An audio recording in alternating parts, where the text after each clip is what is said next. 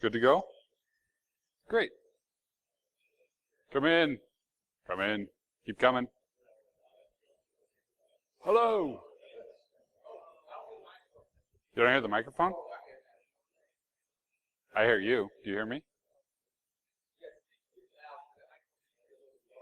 Speak good and loud. All right, we'll do.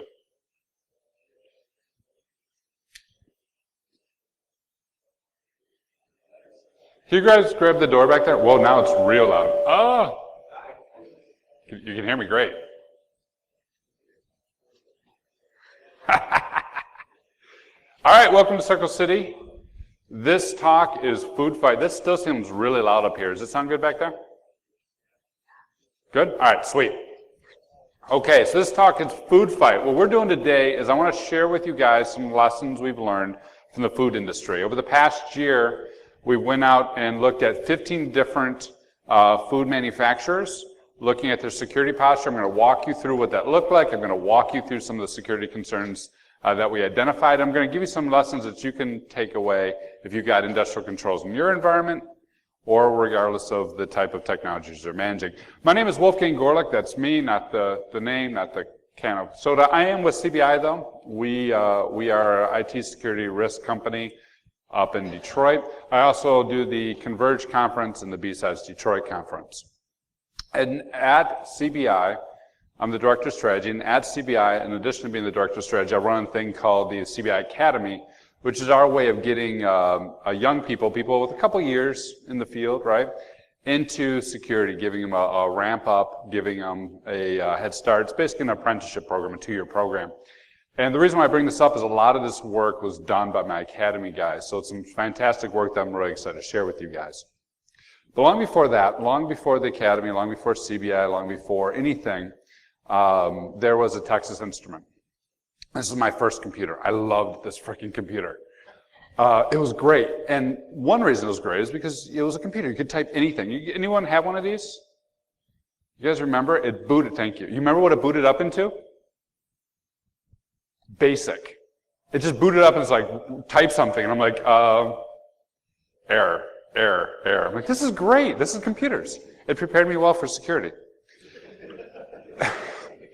The other thing that was great about this is as long as I was on the Texas Instrument, my parents were like, oh, he's learning, he's going to have a future. And they didn't make me go out to the fields. I actually grew up on a farm. And farming is terrible, unless you love it, in which case, good for you. I'm glad you love it. I did not. I liked my Texas Instruments. So I grew up on this farm. I grew up in a small family farm. And so when we got into food production, I had some ideas in my mind what it was going to be like. I had some ideas of what we're going to face. I felt like, I was going to go out to these farms and I was going to hang out with these old farmers and we're going to plow the fields, right? Or maybe something a little bit more high-tech, a little bit more advanced, but still I had this in mind that it was going to be very rural. Maybe the people were still running Texas Instruments, maybe like me, they're still pounding away their computers, they didn't go up to the fields. But what I found actually was completely surprised me. What I found was modern food is much like a factory system. It very much is. There's production lines, there's schedules, there's itineraries, it's very rigorous, it's very codified, and there's tons and tons of technology that make it all happen. And it's very, very clean. The other thing I found is the technology that runs it all is the exact same technology that runs our power plants, right? The technology behind it is the exact same technology you'll find in power. And part of that reason is because the food industry has done a lot to lower its power requirements and bring in its own power and do its own power generation. And part of it is because technology is technology. And whether you're in a power plant or in a food processor, you're still relying on some of the same vendors. Also, the other thing is the food industry is by no means a small mom and pop, right? After Texas Instruments, my first networking job was Novell Netware. You guys remember Novell, right? It was a terrible system. Yeah, woohoo, Novell. Again, what did it boot up into? Nothing. I typed and I got errors. I'm like, I know how to do this. You remember where Novell's from? Headquartered? Utah, yes. Yes. Novell came from Utah. It's one of two important things I know about Utah. One is Novell. The other is the entire power that's produced and consumed by the state of Utah. That same amount of power is consumed by all of the food industry every single year. A massive amount of power goes into producing food. And you guys, many of you saw this. If not, Google it. I am not going to try and pronounce ergo. But in Ukraine, there's a power plant that got compromised. In Ukraine, there's a power plant that was breached. This power plant and the technology that was used is the same technology we're fighting these food processors. The same type of attacks that happened there would happen in food processing. And not just power, of course, water. So much water goes into producing food. It's about 10 gallons of water for a chicken. For a chicken sandwich you eat, it takes about 10 gallons of water to produce that chicken. And these food processors are doing like thousands to hundreds of thousands to millions of chickens per factory per day. Tons and tons of water. I told you as much power of all of Utah is consumed by the food industry. 10% of all the water in North America is consumed by the food industry. Same water pumps, same systems. And you guys may have seen New York Bozeman. So the Bozeman water dam was compromised, and the hackers were in there, and they're going to do an overflow, and bad stuff happened. Also, one of our clients, we work with some water producers, and they were hit by denial of service. Water people get hit by denial of service all the time. And then there's the Kamari Water Company, which you guys should Google. That's not the real name, that's why it's in quotes. And I can't pronounce that one, which I like. What's interesting about Kamari is that the criminals broke into it and they adjusted the pH value to make the water toxic. And it was caught at the last minute. Also interesting, they had a 1983 mainframe, which I think is fantastic. That was what was broken in. I'm like, that's awesome. Got my TI, got my mainframe. No, but so these power plants, same technology, same vulnerabilities. These water plants, same technology, same vulnerabilities. So when you think about food, it really is a modern marvel, a modern technology marvel today to get food on our plates, to get the dinner we're all going to enjoy tonight. But there's so many things that can go wrong. And before I talk about what's going wrong, out of respect. So I'm a respectful individual. I respect for all you guys in the industry. I'm going to give you a trigger warning. If anyone is a sensitive subject or a stomach, take a moment. If anyone's been through a pen test recently, take a moment. Brace yourself. If you guys want to step out, it's okay. All right, everyone's good? All right, here it is. Kind of concerned about putting this up. Every one of the breaches does calculator, doesn't it? I love it. They're like, oh, look, we popped something. We ran calculator. It's like, we broke Windows XP. We ran calculator. We broke Word. We ran calculator. Jason Brown, I don't know if you guys know him or not. He does the CTF for Converge. He also does our lab environment at CBI. Great guy. I've known him for years. He does not know where to find calculator in the start menu. He just does an exploit whenever he wants to. There it is. Everything's in calculator. And so much so, it's so intrinsic that when there's a new attack on continuous integration software, when there's a new attack on CI, it was on Jenkins, right? Everything has gone to the cloud. Everything's gone to Jenkins. It's this brand new shiny technology. And everything's brand new. The very first thing they did to demo it was they launched calculator on a Mac from the cloud. So we've kind of gotten a little bit jaded, I feel, in the security industry because, like, yeah, another breach, we're going to run calculator. But meanwhile, in the food industry, meanwhile, in real life, meanwhile, these systems have a very real impact. A few years ago, I was talking to a guy in the food industry and got to be friends and got to know him, and we're having some beers. He's like, did I tell you about the explosion? If any of you guys know, when someone says, did I tell you? You're immediately like, yeah, absolutely you did. Tell me again, right? You never say you don't tell. No, I don't know anything about that. Isn't that confidential? No, absolutely you did. Tell me again. He's like, well, there's a boiler. And the boiler, right, they had left it in develop mode. And over time, the pressure built up. And then it took out a factory. This was a few years before I got into all this. I'm like, it took out a factory? Yeah. Isn't that funny? I'm like, yeah, totally. I missed my calculator. But totally funny. Totally funny. And not only that, there's also diseases, right? There's all the diseases that can happen if food is too hot or too cold or not cooked long enough or not cooked right? Great things like E. coli and mad cow and salmonella. Anyone have these fuzzies? You guys got to get these furries. They're awesome. I got them for my daughter. I'm like, Merry Christmas, I got you diseases. She was surprisingly happy with it, but she's evil, so who knows. But this is like immediately relevant. If you guys didn't catch it, just a couple days ago, there was a salmonella outbreak. This was in the news just a couple days ago in June.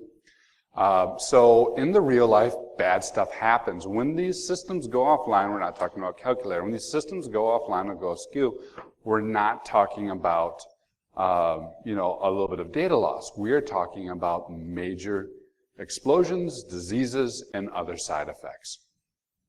Not good. So what does this technology look like? This technology looks like something like this. There's this concept of IT, which we all know, and operational technology. IT being all the old stuff that we're used to forever and a day, our corporate networks, our email system, our ERP system. There's oftentimes a production management that takes the orders and does all the processing. And then we start to shift into the operational world, where we got our supervisor networks, our SCADA systems, and are typically older systems because why not, right? We'll run XP for a while. There are older systems, older computers, and they tie back to the production to get the information. They send the orders back to ERP, and they control our production networks.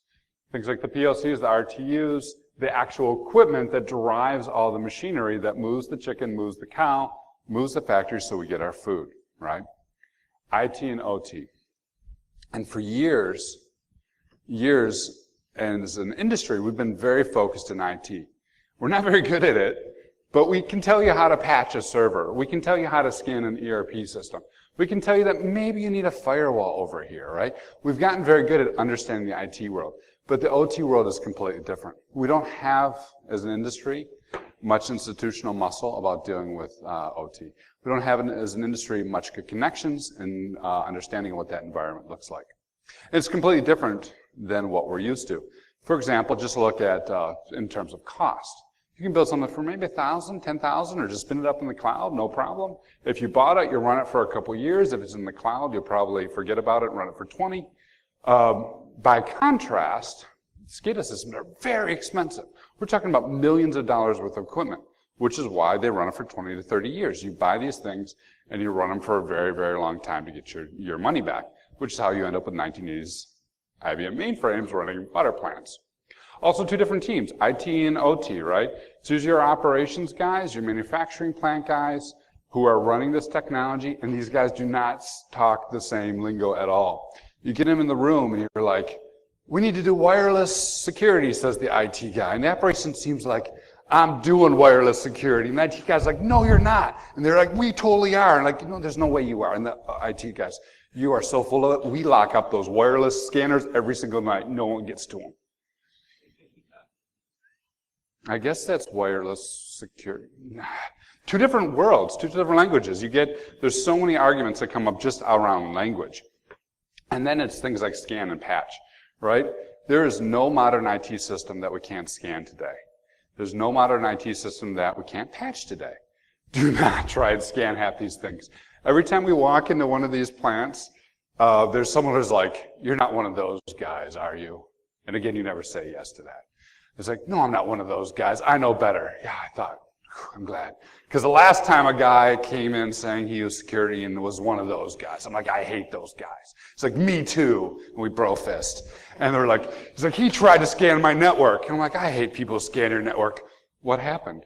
And every single one of them had a horror story about, oh, they scanned the network and the production line was down. And then we were trying wireless security and we couldn't because they told us to secure and we couldn't get the scanners, everything's locked up, and now we got the production line down, blah!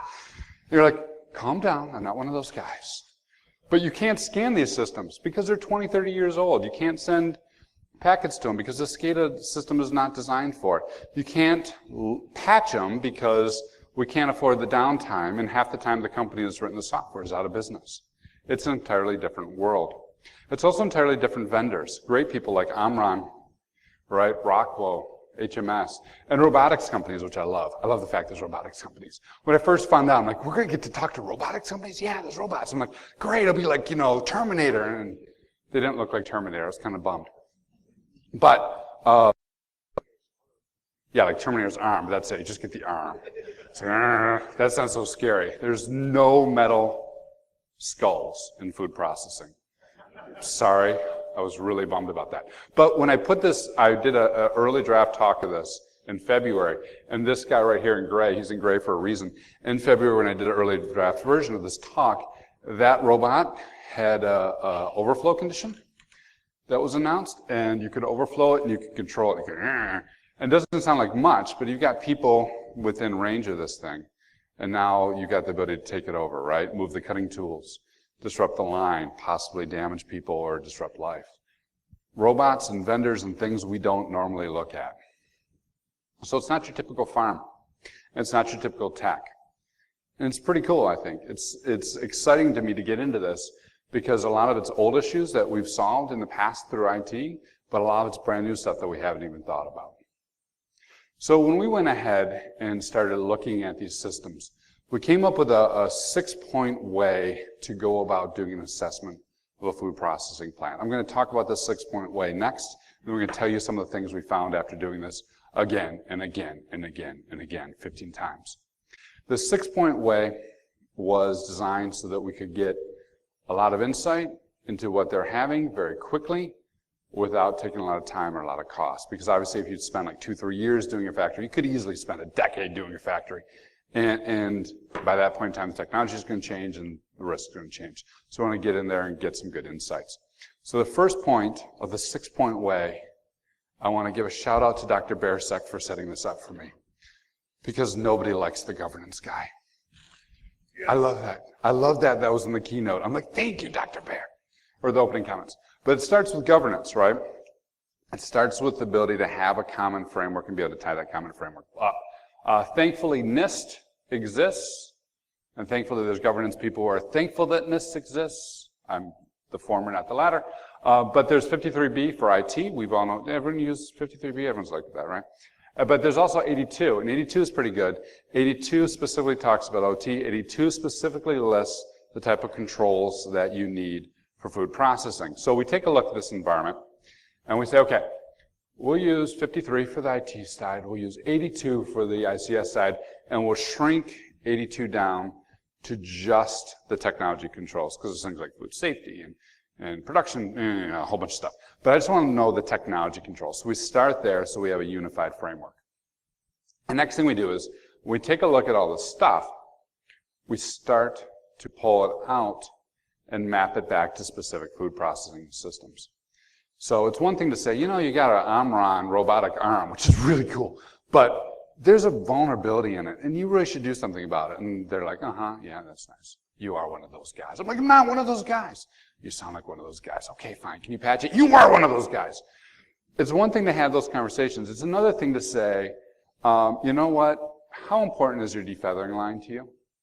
So what we did was we tied all this technology down to the individual business processes for evisceration, defeathering, boiling, washing, cutting, processing, packaging, food storage, and shipping it out to me because I'm hungry. We tied all that stuff down, the physical layer, the ICS stuff, the industrial controls required, and the SCADA systems and the individual vendors. Why that's important is this. It's much better to talk to a guy who is responsible for a manufacturing line and say, your defeathering system is in risk. If we can't fix your defeathering system, you could be down for a couple days if you had to reboot that. What would that do to you? And he's like, I would lose millions. I'm like, exactly. Because that's not the damn Omron thing, is it? No, forget the Omron. But the ability to tie it back to those lines is so one, governance, and then taking it down to the specific processes the factory does. Second is planning out carefully how, when we do this checks, we are going to find those risks and be able to time up those processes. One, we're planning carefully again because don't scan, don't sneeze, don't knock the systems offline, don't impact the work. Second is, you take those traditional scope, resources, and schedule, right? This is the golden management. You know, any PMPs in the room? See, no one ever is a PMP. Are you a PMP? Sweet, you and me will get drinks. I got a PMP too, right? We got the secret decoder ring. So you know what I'm talking about. It's the golden triangle, right? This is what everything's based off of. And in IT, we become very good at going, oh, well, scope is the number of your systems, and resources is the number of people who are going to get us the systems, and schedule is an account. Okay, that's great. What I discovered from project management, PMP did not. This is not PMI. No one prepared me for this. What I discovered in doing this thing amazed me, And I got so excited that the Academy guys thought I was ridiculous, which would not be the first time that happened, probably, no. What I discovered is small things like bird flight impact your entire project schedule. Bird flight, the flight of birds. Because of avian flu, we could not go to certain factories in certain orders, and we had to wait till the last minute to figure out when the birds are going to go this way and the planes are going to go that way and we're going to go over here, right? Weird. I never thought my IT security job would be impacted by birds, but it was. And the reason I bring this up, other than the fact that I thought it was really cool to be disrupted by birds, is because, again, when we do this, it's a whole new world, and the risks that we're going to come in and the things that we're going to have to think about are not things that we ever thought about before. So we plan it out. We think about the birds. We think about everything that could possibly impact it, and we build a good schedule. The next thing is being very realistic. Again, getting in and getting out. Figuring out what we can look at. There's a natural inclination, I think, in the security person's brain, and I know I fall for this all the time, to say, I want to check everything, right? I want to know, because it's the one thing I don't check that's going to screw me over. I know where my firewall is. I know where my router is. I know where my servers are. I know where my ICS stuff is. I know where my... Wait a minute. Did anyone bring in a new wireless controller? Damn it, I didn't check that one. It's always the last thing you don't check, right? So we have this natural inclination to pile on lots of work, but in this type of assessment, we're just trying to get some good visibility into the OT risks. So we really have to balance it out and be very, very realistic. We're not going to check the full factory floor. We're not going to check every bolt and nut. What we ended up doing is settling on a very simple benchmark. Is it up and operational, and is it connected to the network? And if it's up and operational and connected to the network, that means the bad guys could probably get to it, so therefore we're going to check it. Everything else we let go, right? Very simple lines so that we can figure out what was in scope and what was out scope. The other thing, too, when we put together this plan, is, okay, what does up and operational mean to you? Well, it means it's turned on and running. Okay, did you think about production schedules? Huh? Yeah, production schedules. What do you mean? Well, if we're doing this type of meat versus that type of meat, if we're running the cow through that's organic, that goes first.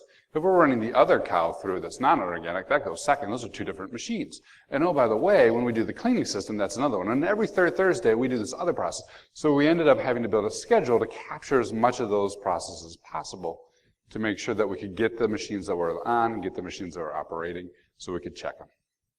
So being very realistic and being very focused. And then being very creative. And drinking lots and lots of coffee. Yeah, I once told someone that was my secret of my career is coffee.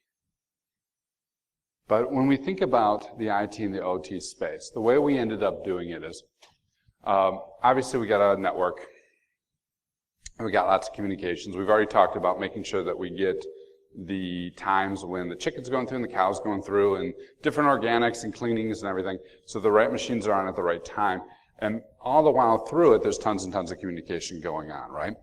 So we ended up doing communication traps between each major junction of the network, each major segment, and pulling down config files from everything that we could. So we could check the config file and we could check the traffic. There's a thing called Digital Bond. If you guys haven't seen it, you should. If you're interested in doing this, Digital Bond is awesome. What you do is you pull down the config file and Digital Bond will check it for known vulnerabilities. Fantastic in the energy sector, which is where they spend the most of the time. Not so good in the food sector. I actually had some talks with the Digital Bond guys because they're so focused in on energy that they don't have a lot of the devices that run in the food. So about 3-4% of the devices we had were checkable by Digital Bond. A lot of them weren't, but still well worth it. So you pull down the config file, Digital Bond checks it, so you're not scanning the device, you're scanning the config file. The next thing you do is we capture all those packets, right? So through several production runs over several days, we capture as many packets as possible between the industrial systems and the IT systems, between the things that are chopping, slicing, dicing, and packing, and the computers that control them.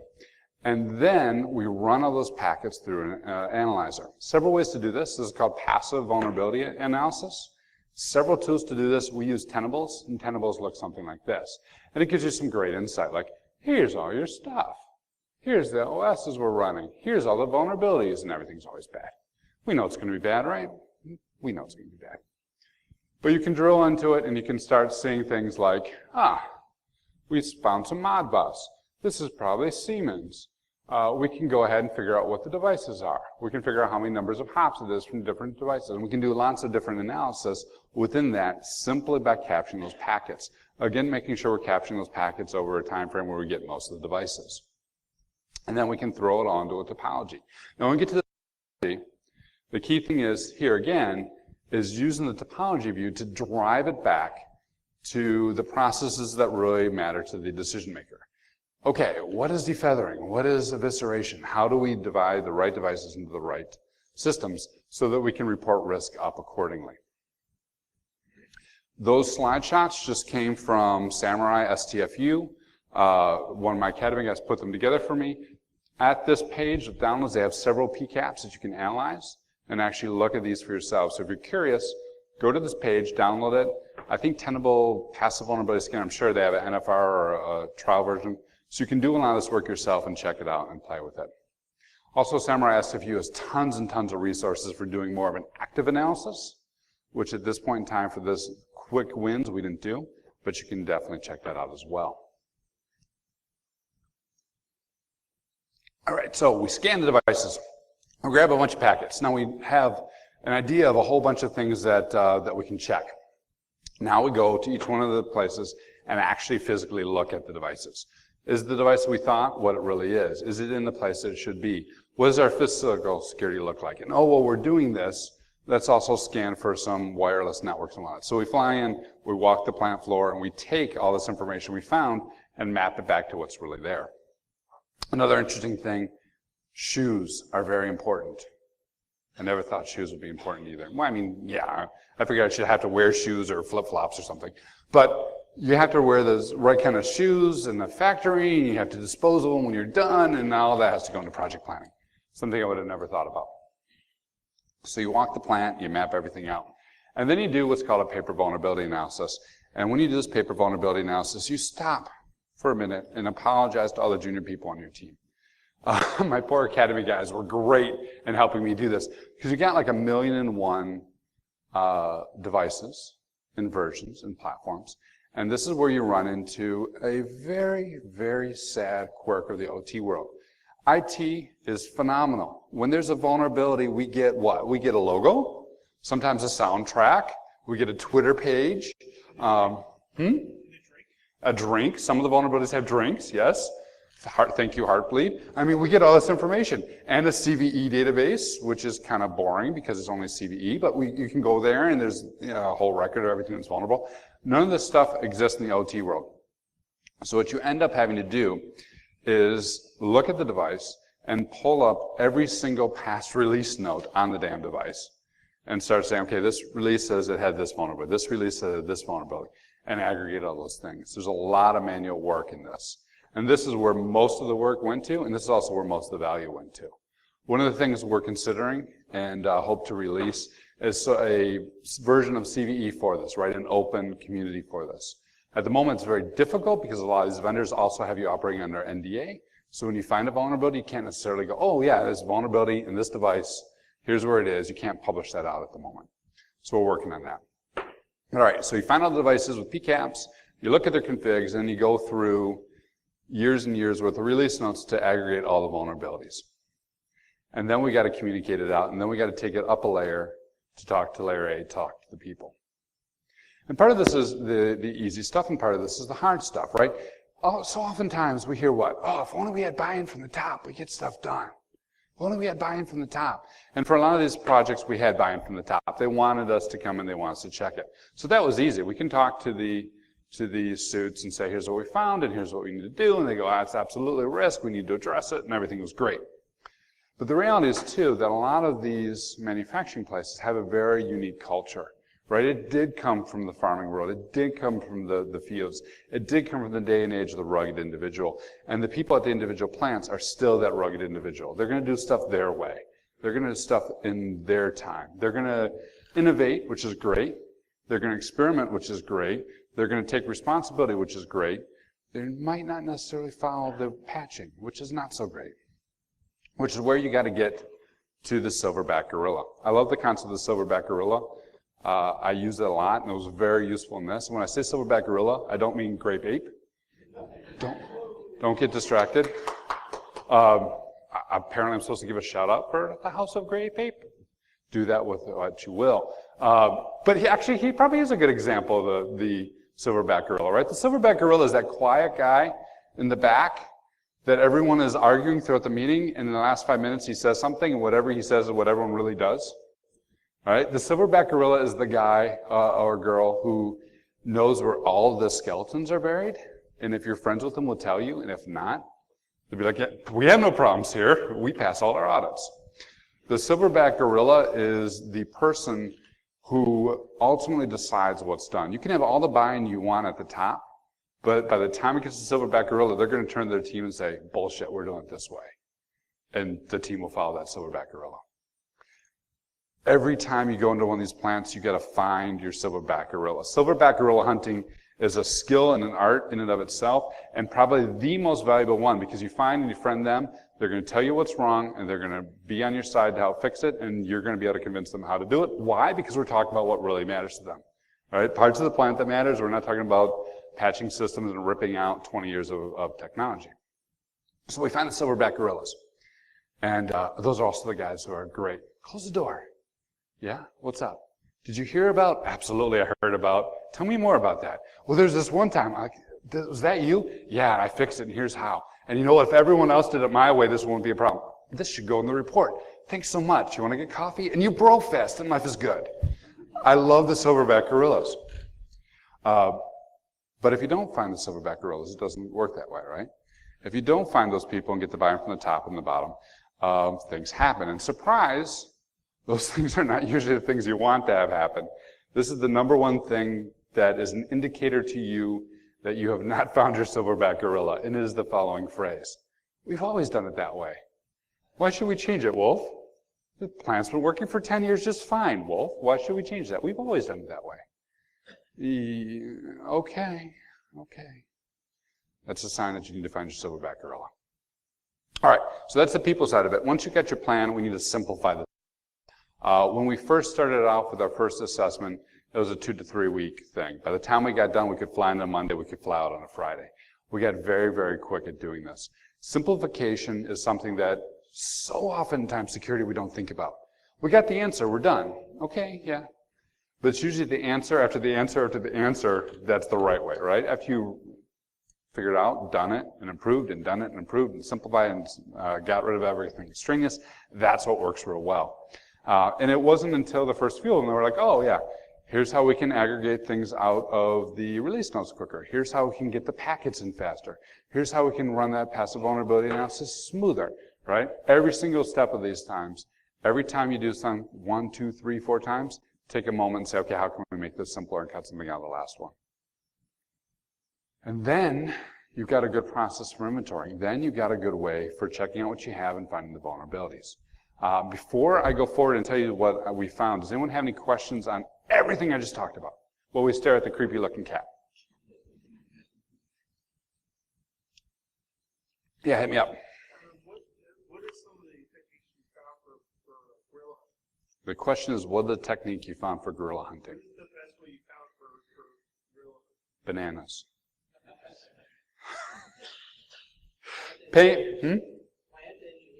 Plant engineers are your gorillas, absolutely. And in the developer space, they're usually the people who are all over repos. Part of it is just getting a sense of the alpha maleness, right? Who's the one who walks around with the most swagger? That's usually a good indication. The people who have the most power but don't have a good title. The people who seem to know the most, and everyone's like, I think it works this way, but check with Chuck. I think this is how it works, but have you asked Sarah? Because Sarah really knows. No, I don't want to say anything to you. Talk to Tracy. It's the ability to find the people who have the knowledge, but they're never going to have a manager, because those people don't want to be a manager. They want to do a really kick-ass job and be respected in their own right, but they don't want any of the bullshit. Any other questions? Yeah.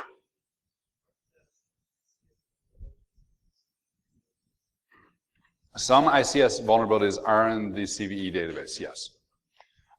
With these food manufacturers, we found a lot of vendors, I'm not going to throw a percentage out. Almost all of them were not in the CVE database. But some of them are reported through that process, which is fantastic. I wish there was mandated reporting for all of them. And some vendors are great. Allen Bradley is fantastic. They got a whole SWAT team that goes in and helps IT folks integrate.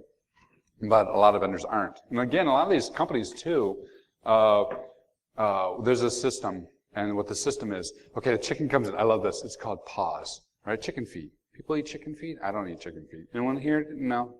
But you got to track the chicken feet through the whole system. So there's an application called PAWS. And the application is written by a very small company. It's like, a couple guys, and they write the code, and it's great code, and they got like, a high schooler interning. I'm making all this up as an example. But a lot of these companies are really, really small companies. And a lot of these companies do not survive the length of the technology is deployed. So it isn't integrated, it isn't reported. It's not like you can call up, 1-800-FIX-MY-VULN, and they're like, oh, this is great. Can you fix it? And can we have a theme song? They're very small organizations. Anything else? All right. So what do we find?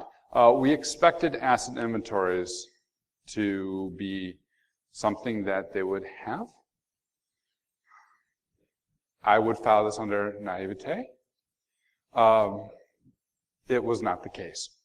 We also weren't exactly sure what the technologies we would find would be. Here's the assets that we found. A lot of them were Frick, HMS, and Entron, which meant sadly there were not enough robots. Opto was 13% of the inventory. 76 were Rockwell, Allen Bradley. Again, I mentioned Allen Bradley is awesome, and I was very excited to see that because they're working very hard to fix this problem. And most of the technology we're running into it. I also mentioned that a lot of this technology was not covered by Digital Bond at this point in time. Digital Bond is expanding and is working on that, but in the food processing, they do not have as much of a footprint. Still worth checking out, but something to be aware of. We expected there would be aging technology. I told you that these things cost millions of dollars. I told you these things run for a long period of time because they want to recoup the investment. Technologies do not change. Food processing, oh, I should have told you this. I mentioned temperature of the water. I mentioned as much power as Utah. I did not mention, who the #1 purchaser of cereal cards in America are? The food industry. This is fantastic. All our old cereal cards are going to the food industry because they run this stuff forever. This is where you're going to find tons of XP, tons of Windows 2000, and you're going to run it forever and ever. When we actually looked at the age, this is what it worked out to be. About 8% of them, 5 years or less. 12% of them, 6 to 10 years. 40% of them, 11 to 15. This was because there's a major boom in building new plants about 15 years ago. So that accounts for why most of this technology is that age. And around 40% being 16 years or older. Windows XP will never die. So how do you fix that, right? We can't get rid of it. They're not going to change now. They've been running forever. So this is where we shift away from doing things like host-based, saying upgrade, which is usually what we say in security, to things like host-based hardening. Can we do application whitelisting? Can we do file integrity monitor? Can we employ things like deep freeze, so when it reboots to the same exact state? Can we do those types of things to really harden these things down so they don't change? Another interesting thing that I had a lot of fun with is I ran Windows 98 forever and ever and ever at my home because everyone said it was vulnerable. Also because my ex-wife was using it. I'm going to let you figure out what that means. But I had set it up to be like to lock the registry and lock all the files and everything. And she ran that damn computer into 2005. Never got a virus, right? Running really old versions of IE because we did a lot of host-based hardening. With appropriate host-based hardening, you can make old systems run forever. So that's the age of the technology. I'm going to talk really briefly about segmentation. Much like our discussions about wireless security, our discussions about segmentation oftentimes run aground because everyone who's Cisco trained thinks segmentation. Yes, I hear segmentation. We will prevent broadcast domains. So you segmented for security? Absolutely, we segmented for security, so our broadcast domains are in one VLAN. Does that mean this segment can't talk to that segment? Because that's what we want. Oh, absolutely it can't. No broadcast traffic over there whatsoever. It's about the time that I pull out my shotgun and shoot myself in the head. But segmentation is so valuable, it's so absolutely important, it's so vital, and yet it's very rare that we actually find segmentation with full ACLs that prevents the traffic from going one node to another. This in and of itself means you could run old technology forever and a day, right? If only the PLC could talk to the supervisor, then no chance of there being infection on that equipment. Very important, very rarely done. So a lot of it is education, a lot of it is breaking down the communication, and a lot of it is giving them the value, which you get from those PCAPs, as to what technology is actually talking to what technology. So if you do the packet capture and you do the analysis, you can dump that out. As a value add, you can provide rules to say, here's how you could implement first level segmentation. Next thing we found was third parties. I mentioned we were walking around looking for wireless devices and looking for other networks that are going out.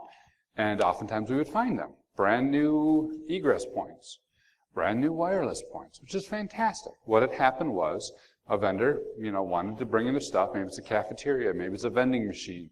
All the vending machines are internet enabled today. Isn't that awesome? Can we put it on your network? Sure. Do I get a discount? Absolutely you do. It's okay. We're segmented. So these third parties come in, and a lot of the technology they use is not secured, and it's connected to the same backbone network, which means they can get to everything. So we found a lot of third-party risk, which was surprising. If you guys remember the target breach, that's ones that everyone points to as in terms of a third party leading to a compromise, but it happens all the time. You wire yourself to your partner comes in, gets infected, they go in, and you're slammed. Oh, slammed. Ha! Slammer was the first one I actually dealt with this. I was at a financial company. I'm like, why are we getting so beat up? Well, a bank that was connected to them had gotten hit with Slammer, and it came over the network and flooded them. This should not happen. We have ACLs. Absolutely, we have ACLs. Then how are they getting in? Well, the ACL says that they can get to us. You people. So third-party risk is very important, and segmentation is very important. All right, vulnerabilities. Here's some of the fun stuff. We expected to find things like clear text authentication, of course. There's millions and millions of them. The Rapid7, if you guys didn't see the Rapid7 analysis, 15 million devices running Telnet on the internet right now. Fantastic. Fantastic. We expected we found remote code, product manipulation, these types of things.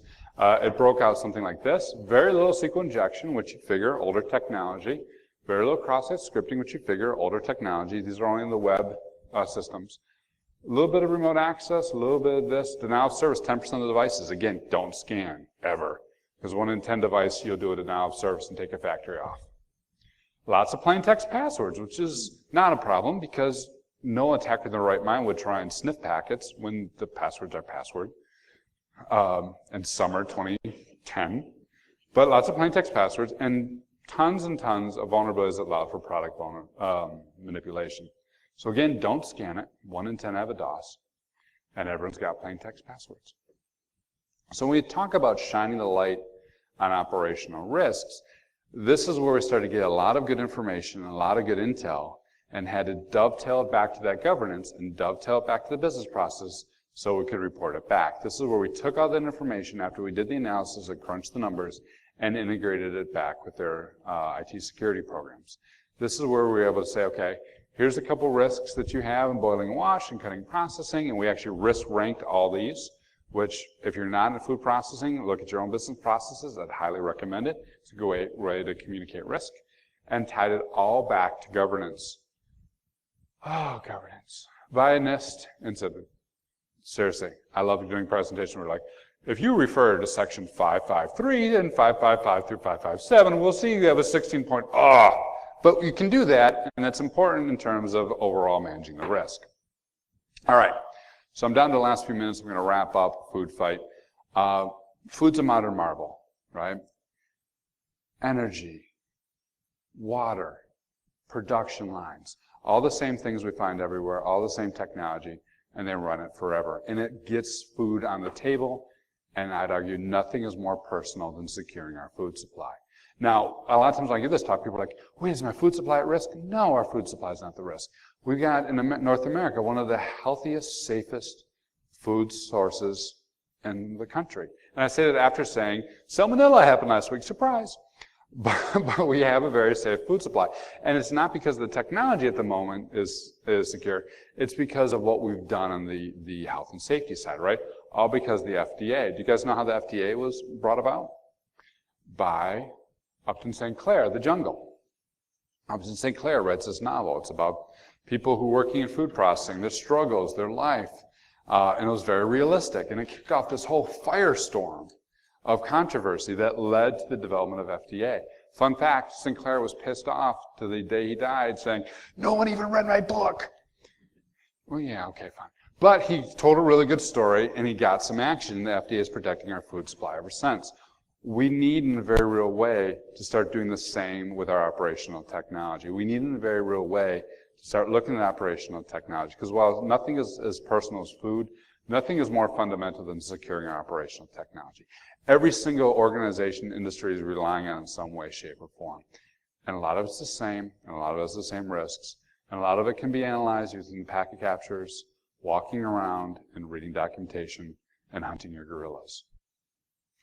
So that's it in a nutshell. I'm going to take a couple questions and then get off stage. I will say, in terms of gorillas and what you do next, which is communicate those risks and drive behavior, right? Communicate risk in a way that makes the other people do the right thing, which we all suck at, myself included. We're giving a talk tomorrow at 11 a.m., Stephanie Schaefer-Pond and I, called Playing Doctor, where we're actually going to look at the doctor as a metaphor for communicating to the patient, as a way that we can communicate to the people on the plant floor, or our developers, or whoever it may be who are actually affecting change. So come on out if you guys are interested. That's tomorrow at 11 a.m. And with that, I probably have, 1 minute for questions. Yeah? What's the surprising thing you found that operations had trouble grasping on into IT security? The surprising thing I found when operations with IT security, well, operations doesn't even think about IT security. So that didn't really surprise me. But a lot of it was just the way that they were using the exact same words we were using in different ways. We segment our plant floor. There's the hot aisle and the cold aisle, right? There's where the chickens go and the cows go, right? This entire organization is a different culture, a different way of dress, a different way of talk, and they're using all the same words that we're doing, but you're just not communicating. Anyone else? Yeah, Dennis.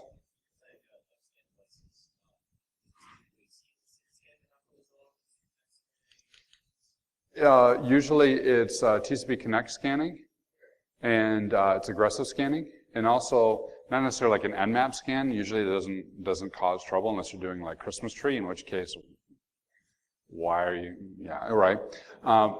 What I'm specifically talking about is vulnerability scanning. The type of devices that log in and test for a bunch of different vulnerabilities, they're just not set up and designed to get that type of aggressive scan, which is why we're doing the packet capture and using the config file and replicating the results without it being intrusive.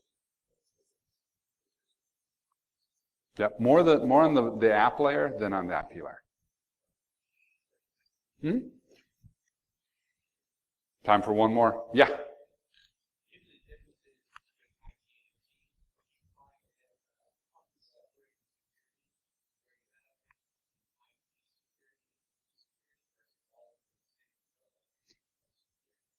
So given the difference between IT and OT, do you have companies with separate security people? And yes, it's usually what we find. Even in manufacturing plants where you got the plant owners responsible for the technology, even if they do not have a formal security program, they oftentimes will have someone who's responsible for health and safety, which is doing a lot of the same things. So I wouldn't necessarily argue you need to have the same person. Usually it's a matter of getting those people into the same room, building a committee, and sharing those risks and having a similar understanding of what the risk is and what the remediation path is. All right. Thank you so much. I hope you guys have a great Circle City.